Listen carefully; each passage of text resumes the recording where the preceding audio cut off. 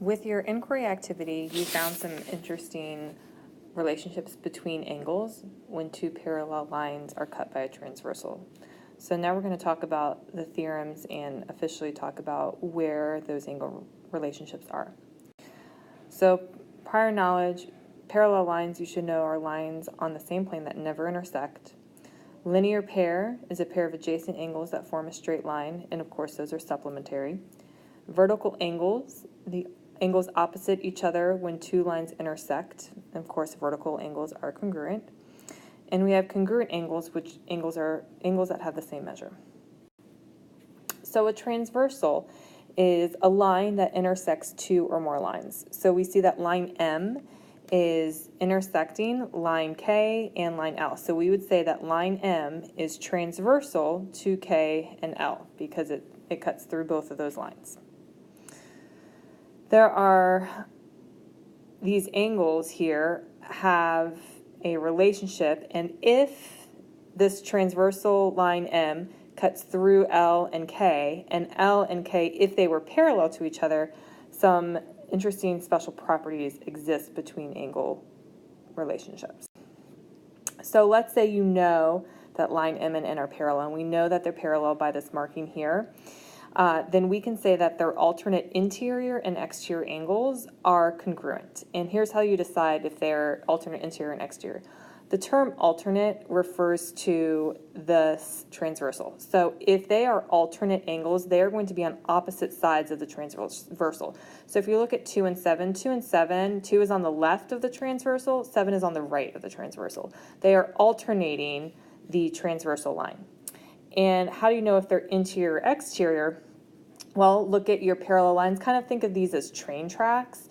They are inside the parallel lines. So they are alternate of the transversal and inside of my parallel lines.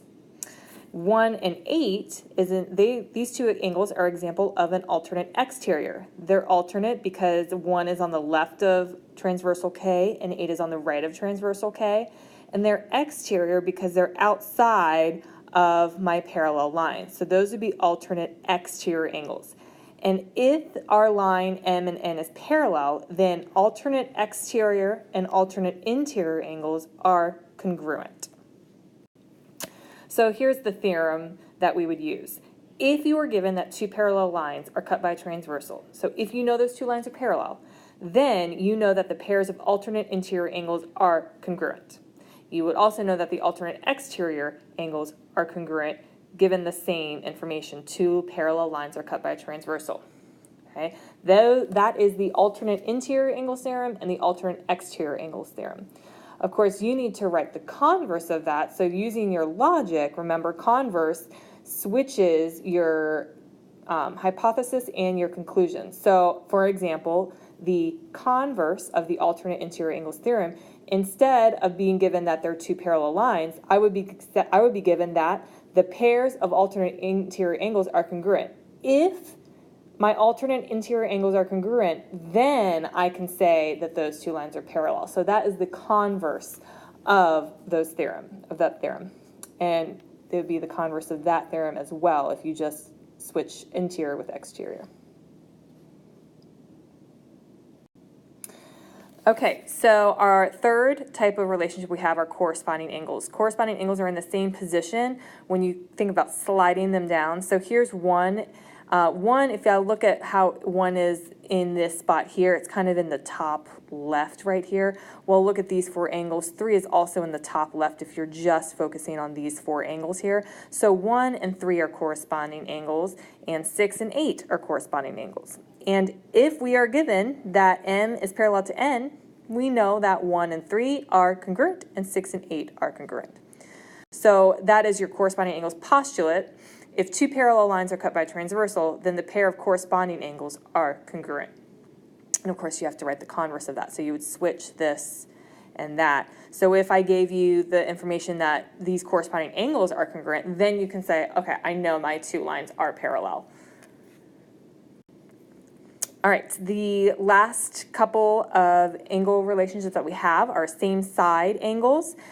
Same side refers to your transversal line again, just kind of how alternate interior or alternate exterior were opposite sides of our transversal, same side angles are going to be on the same side of your transversal. So if we look at 2 and 3, 2 and 3 are on the same side. They're both on the left side of our transversal line, and they're both inside our parallel line. So these would be same side interior angles.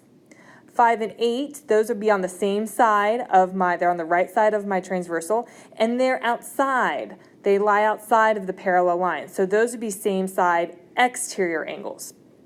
The relationship that happens with same side angles is that they are supplementary.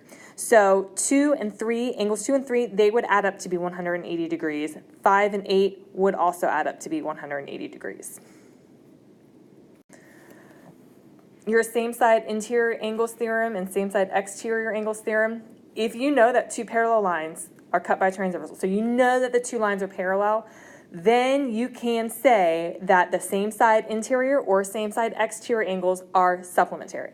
Okay? And of course, the converse would be if I gave you the fact that the same side interior or exterior angles add up to be 180 degrees, so they are complementary, you can then make the conclusion that those two lines are parallel. So it's very important to know the difference between the converse of the theorem and the actual theorem.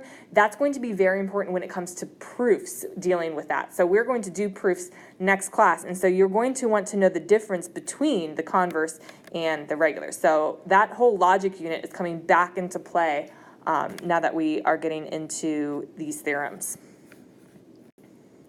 So here's just a practice, all right? If the measure of angle 1 is 55, then what would the measure of all of those angles be? So you can quickly kind of jot down your responses on a piece of paper or do them mentally.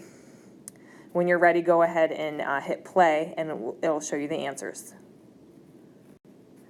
Okay, so here are the answers. Angle 2 is 125, angle 5 is 125, angle 6 is 55, 3 is 55, 7 is 125, 4 is 125, and 8 is 55. So what's nice about these problems is, really, if I just give you one angle, you can figure out the other 7.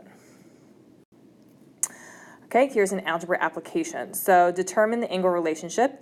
Since these are corresponding angles, and we know that this angle is parallel, this line is parallel to this line, we can say that this angle is equal to that angle because they are corresponding. They're in the same spot on those parallel lines. So if I know that, I can write the equation 2x plus 69 equals 5x plus 3, and then I would solve the equation because it's asking me to solve for x. So once you've done that and you have an answer, you can go ahead and hit play and to check to see if you're right. So here's our equation. Here the solution is 22. If you did not get 22, you need to check your algebra again. Okay, so that's it for the basic notes on the angles that are made by cutting two parallel lines with a transversal. So make sure you have your postulates and theorems booklet filled in, and then you need to go get the worksheet from your teacher.